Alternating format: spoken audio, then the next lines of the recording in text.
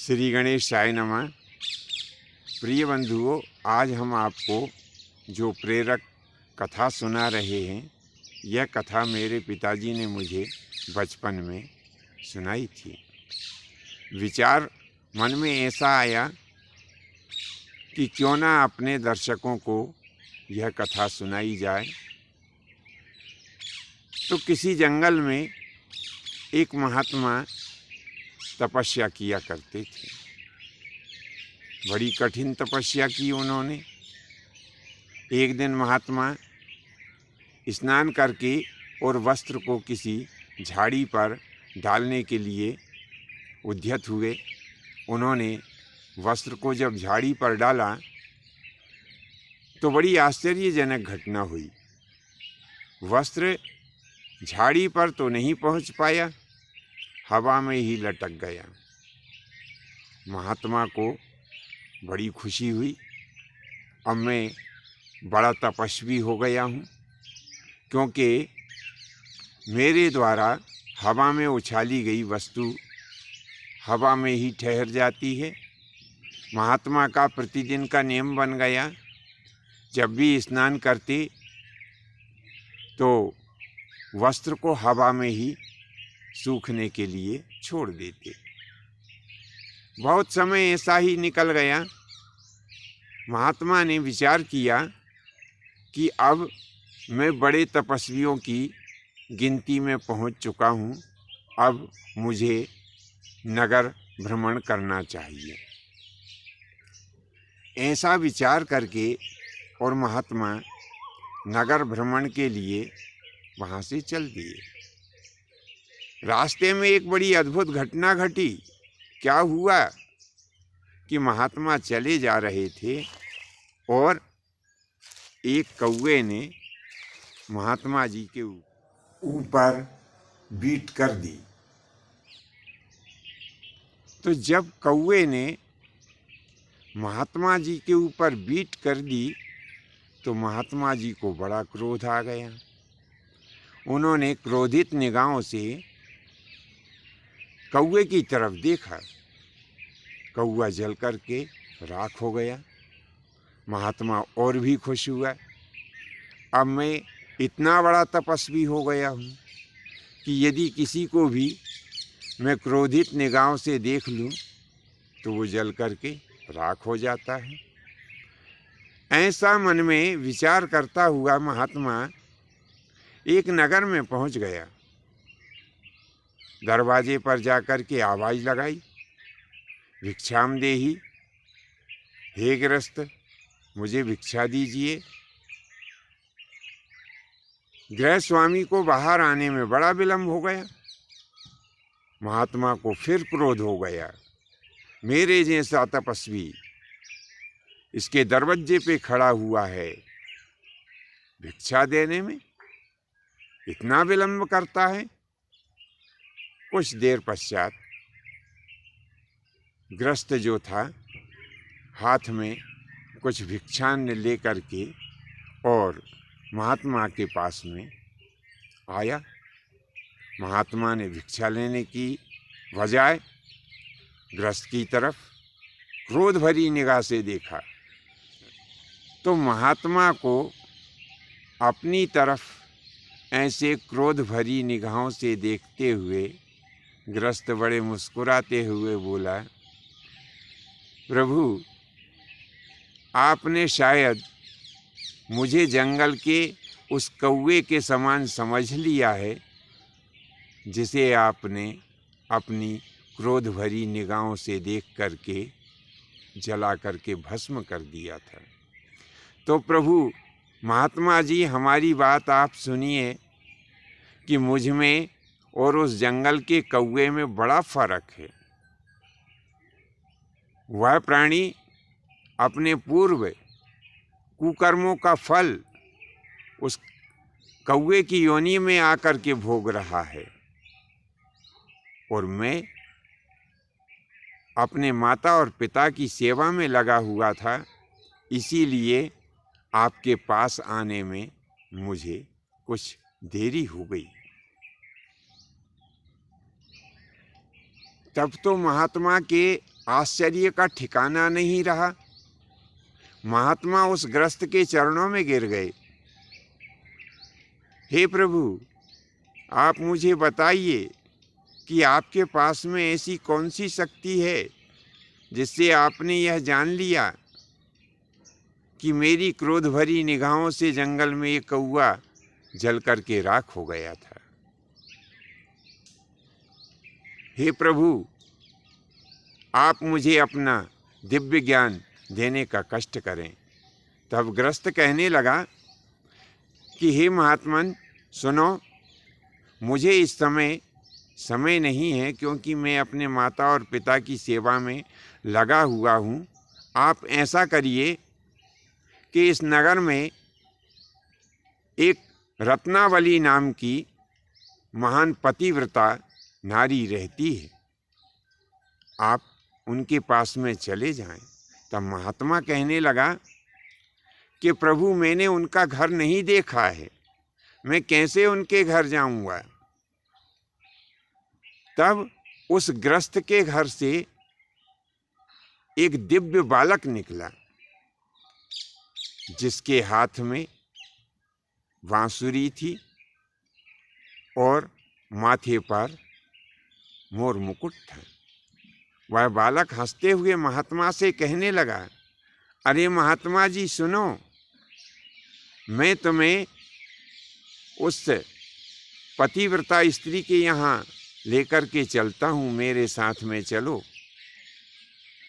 महात्मा उस बालक को साथ में लेकर रत्नावली के यहाँ पहुँचे। दरवाजे पर फिर उन्होंने आवाज़ लगाई तो बालक कहने लगा कि आप यहीं रुको, मैं भीतर जा कर के और उन माताजी को आपके पधारने की सूचना देता हूँ। महात्मा दरवाजे पर बैठ गए। काफ़ी समय हो गया, रत्नावली जो है उनको दर्शन देने के लिए नहीं आई। महात्मा को फिर क्रोध आ गया। स्त्री होकर मैं दरवाजे पर खड़ा हूँ, इतना बड़ा तपस्वी, और मैं इनसे मिलने के लिए आया हूँ, लेकिन मुझसे मिलने में, मुझे दर्शन देने में इन्होंने इतना विलंब किया। महात्मा को क्रोध आ गया। वह धर्मात्मा पतिव्रता स्त्री कुछ समय पश्चात महात्मा जी के पास दरवाजे पर आई। देखा कि महात्मा क्रोध भरी निगाहों से उसकी तरफ देख रहे हैं। वह स्त्री भी हंसते हुए कहने लगी कि महाराज जी, उन भक्तराज ने बहुत अच्छा किया जो आपको मेरे पास में भेज दिया। निश्चय ही जिन भक्त ने आपको मेरे पास में भेजा है, तो वो भक्त और मैं, हम दोनों कोई जंगल के कौवे नहीं हैं जो आपकी क्रोध भरी दृष्टि से जल करके राख हो जाएंगे। लो, महात्मा को और भी आश्चर्य हो गया। उस भक्त ने केवल कौवे वाली घटना बताई और इस स्त्री ने तो दो घटना बता दी। तो इस स्त्री ने तो दो घटना बता दी। महात्मा माता जी के चरणों में गिर गए। हे माता, आप दोनों के पास में वो कौन सी दिव्य शक्ति है जो कि कहीं किसी दूसरी जगह कोई घटना घटी हो तो आपको कैसे मालूम पड़ गया? तो वह स्त्री कहने लगी, हे महात्मन सुनो, मैं इस समय अपने पति की सेवा में व्यस्त हूँ। आपकी शंका का समाधान इस नगर में रहने वाले जो सत्य प्रमाण वैश्य हैं, वे आपकी शंका का समाधान कर देंगे। महात्मा ने कहा, मैंने सत्य प्रमाण वैश्य का मकान नहीं देखा, घर नहीं देखा, उनका भवन कहाँ पर है? तो वो बालक कहने लगा, मैं तुम्हें सत्य प्रमाण वैश्य के पास में ले चलता हूँ। जब दोनों सत्य प्रमाण वैश्य के पास में पहुँचे तो क्या देखा, सेठ जी बहुत सारे ग्राहकों से घिरे हुए हैं, कोई माल बेच रहा था हैं और किसी का माल सेठ जी खरीद रहे थे। तब साधु को आया हुआ देख करके और सत्य प्रमाण वैश्य ने कहा कि निश्चय ही उस भक्तराज ने और वो पतिव्रता स्त्री ने अच्छा किया, तुम्हें मेरे पास में भेज दिया। महात्मन सुनो, वे कोई जंगल के कौवे नहीं थे जो तुम्हारी क्रोधाग्नि से जल करके भस्म हो जाएं। महात्मा को और भी आश्चर्य हुआ। तब महात्मा सब कुछ छोड़ करके और उस वैश्य के पैरों को पकड़ लिया। कहने लगे कि आप बताइए कि आपके पास में कौन सी वो दिव्य शक्ति है जिसके प्रभाव से आप ये सब जान लेते हैं। तब वह वैश्य कहने लगा कि महात्मन, मैं आपकी इन सभी शंकाओं का समाधान कर सकता हूँ, लेकिन मैं जाति का वैश्य हूँ। मेरा सर्वप्रथम कर्म है कि अपनी ग्राहकों की सेवा करना। इन ग्राहकों की सेवा करते करते मुझे रात्रि का 8 या 9 बज जाएगा। तब तक आप यदि प्रतीक्षा करें तो मैं निश्चय ही रात्रि वेला में आपकी शंका का समाधान कर दूंगा। तब वो महात्मा वैश्य की बात सुनकर बड़ा अधीर हुआ कि मैं अपनी शंका का समाधान कराने के लिए यहाँ वहाँ भटक रहा हूँ। अब मैं त्रिलोकीनाथ भगवान विष्णु की शरण में हूँ। भगवान विष्णु ही मेरी शंका का समाधान करें, और यदि भगवान ने मेरी शंका का समाधान नहीं किया तो मैं अपने प्राणों का त्याग कर दूंगा। ऐसा विचार करते हुए वो महात्मा प्राणों का त्याग करने के लिए उद्यत हुआ। लेकिन यह क्या हुआ, वहाँ पर फिर एक घटना घट गई। जिस जगह पर उस महात्मा के साथ में आया हुआ वो बालक खड़ा हुआ था, उसी बालक के स्थान पर भगवान श्री आनंद कंद कृष्णचंद्र जी महाराज मंद मंद मुस्कुराते हुए उस महात्मा की तरफ देख रहे थे। वहाँ पर भगवान श्री कृष्णचंद्र जी के दर्शन करते हुए वो महात्मा त्राहि माम शरणागतम शरणागतम कहते हुए और भगवान श्री कृष्णचंद्र जी के चरण पकड़ लिए। महात्मा विनती करने लगा कि प्रभु आप ही बता दीजिए कि इन सब के पास में ऐसी कौन सी शक्ति है जिसके द्वारा इन्होंने ये जान लिया कि मैंने जंगल में कौवे को भस्म कर दिया है। उस भक्त को कैसे मालूम हुआ कि मैंने जंगल में कौवे को भस्म कर दिया? उस पतिव्रता स्त्री को कैसे पता हुआ कि मैं किसी भक्त से मिलकर के आया हूँ?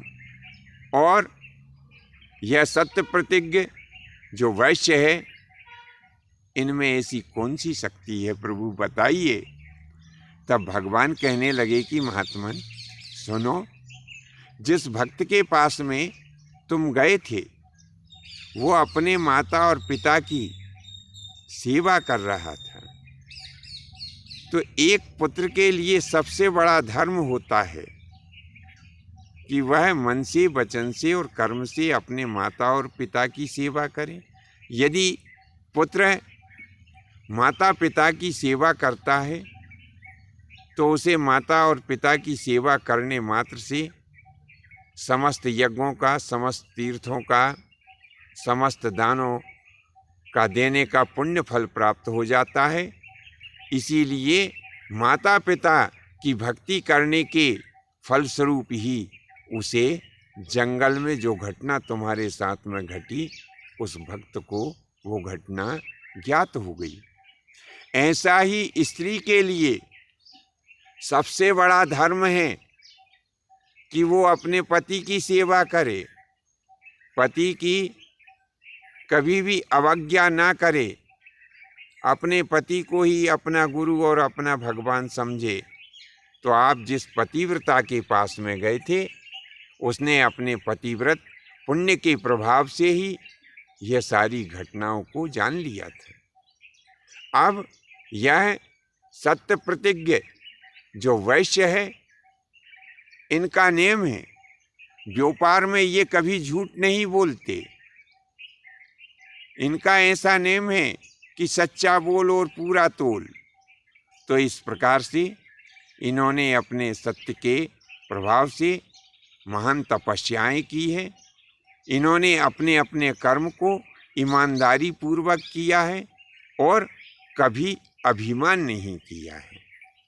तुमने भी तपस्या की, तुम भी मेरे प्रिय भक्त हो, लेकिन तुमसे एक गलती हो गई। तुम्हारे मन में अभिमान आ गया।